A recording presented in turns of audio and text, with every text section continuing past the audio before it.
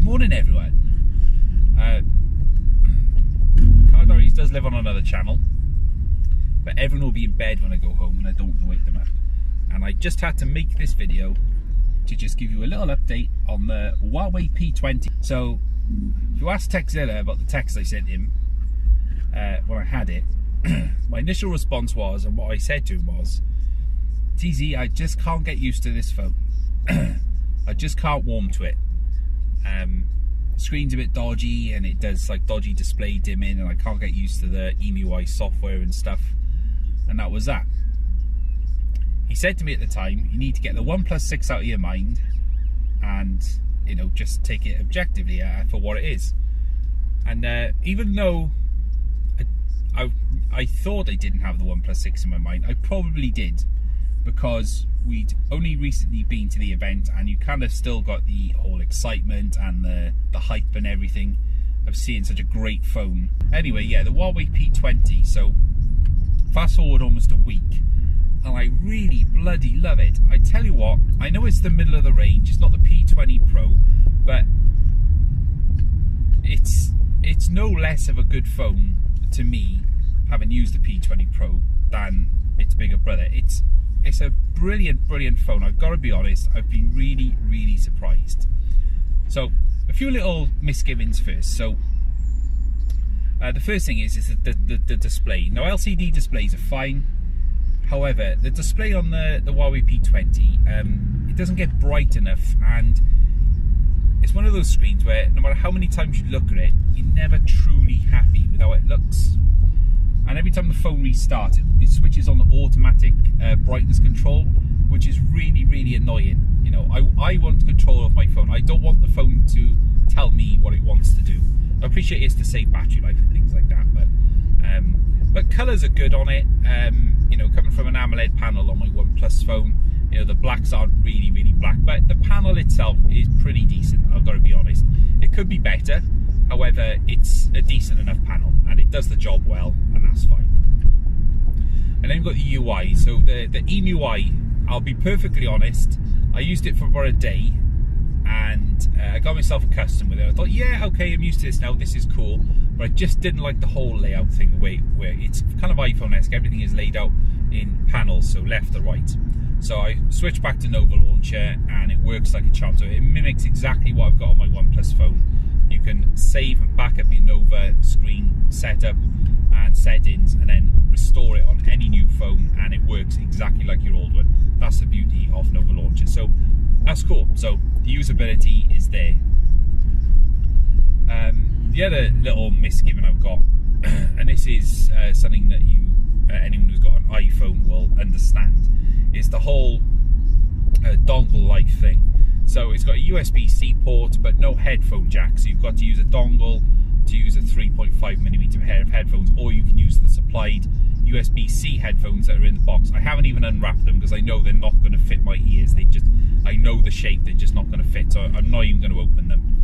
So you've got to use the USB-C dongle with a pair of my own earbuds, which are the OnePlus Silver Bullets.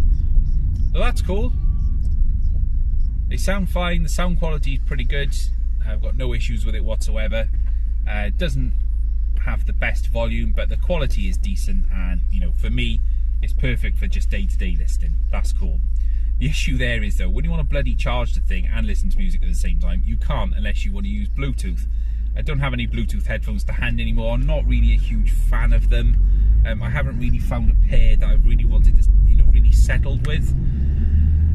So yeah, that whole, you know, using up the charging space, you know, the headphone jacks are useful for that reason. I don't care what anyone says, I think it's still a useful feature. So there we are. Battery life again is another little thing. I can't seem to get it through a whole day before I have to hit the recharger, which is a shame. I'm sure it'll, once the cycles have gone around, it'll probably last a little bit longer. You've also got like ultra power saving modes as well, which are absolutely crazy. But yeah, that's another thing. The battery life is not amazing on it, but that's the kind of cons out of the way. The rest of it is brilliant. I love it. I really great surprise with this phone. So the general day-to-day use is lovely. It's fast, it hasn't hung up on me, it doesn't jitter, it doesn't have any scrolling issues, and the RAM management is fantastic. You can have loads and loads of apps open in the background. I already hit the multitasker. The RAM management always says 2.4 gigabytes of 4 gigabytes free. Try and do that on a Samsung. Samsung are famously known for having, you know, a bit of a resource hog because of the Samsung experience. I nearly said TouchWiz. It's not a bad thing. They still manage to fly like a beast. But it's just one thing I noticed, that the RAM management is very, very good, and the UI, the UI is really smooth, and everything works just as intended. The loudspeaker's decent as well, and that's cool. I love it for that. It's good for playing games. And the one thing I did notice a big difference on over my OnePlus device was for these videos I use Power Director. It offers a quick and easy edit and upload straight from my phone to YouTube once it's finished processing in the editor. So a file which lasts around 10 minutes or so can take anything up to 30 odd minutes or more on a OnePlus device. With this, 6 minutes for a 4K file in Power Director to render, and then however long it takes to your Wi-Fi or cellular to upload to YouTube. That could be any amount of time. And that's that. So really impressed with the actual power behind the phone. The Kirin 970 chipset obviously is doing really, really well with that. Easily on par with the best of the Snapdragons, I think, which is awesome. But I'm moving on to my favourite part now, the camera. Now, maybe I've been missing out. I don't know. I've used plenty of phones with good cameras. The Galaxy S9 has an awesome camera. Using Gcam, or the Pixel Camera APK on the OnePlus 3T, makes a good camera almost great. But the cameras on the Huawei P20 is a dual camera rather than triple camera setup. But it is brilliant. The camera is awesome. You've seen obviously the shots I've been taking and shown on Twitter recently. The camera is brilliant. The night mode, wow, what an eye-opener. The stuff that it can do in darkness is absolutely incredible. So it basically works, you go out in the night and you flick it into night mode, and then you just push the shutter, and then you'll see a little timer where it's capturing each element of the image. So it counts down 4 seconds, and then it puts the image together to get you this great looking nighttime image. Things like the sky are a little bit fuzzy, but the detail on the image that you've taken is often quite astonishing. You'll no doubt have seen the picture of the building site I took, which is just outside our office. I went out for a wander on my break the other evening, and I was absolutely blown away. A friend of mine said, there's kind of a Gotham-esque look to this picture. It was absolutely fantastic, really, really good. And daytime shots as well. It's quick to focus. It's got loads and loads of modes, more than you can shake a stick at, and it really, really is a real eye-opener for me. A great camera, which I can really appreciate. I love taking photos.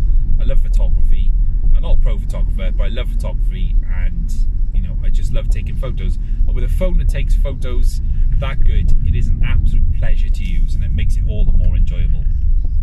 So I'm probably going to use it now for another maybe 5-6 days, maybe a week, and then I'll put my full review together and put that up on my channel. But I just wanted to give you an update on the Huawei P20 because it has been a really nice surprise. I went into it with I don't know, I didn't have any expectations, to be honest.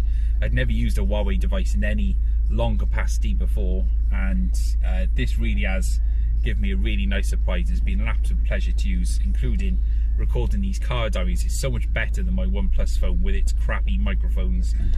This has got a much cleaner image from the front camera, and the stereo recording is a lot better. If you compare this to some of my other car diaries with the OnePlus 3T, you'll obviously tell that the microphones are a hell of a lot better. So that's my little update on the Huawei P20. Look out for my review very, very soon. I'll also be doing, I did some driving last night with the 1080p 60 mode to see how it works in low light. And I also did a little bit this morning, 1080p 60 for daylight. It's really, really good. Not many drop frames, and it's very smooth, and it captures a lot of detail even at speed. So I'll be uploading that shortly. It's just a short demo video. I'm not expecting hundreds of views on it. It's mainly for people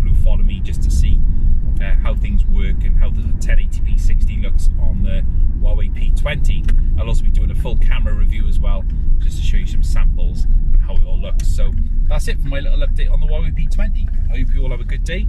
Again, this is not the usual thing on this channel, but it was the only way I could do this update without waking anyone up in the house. So, well, have a great day, and I'll speak to you all soon. Laters.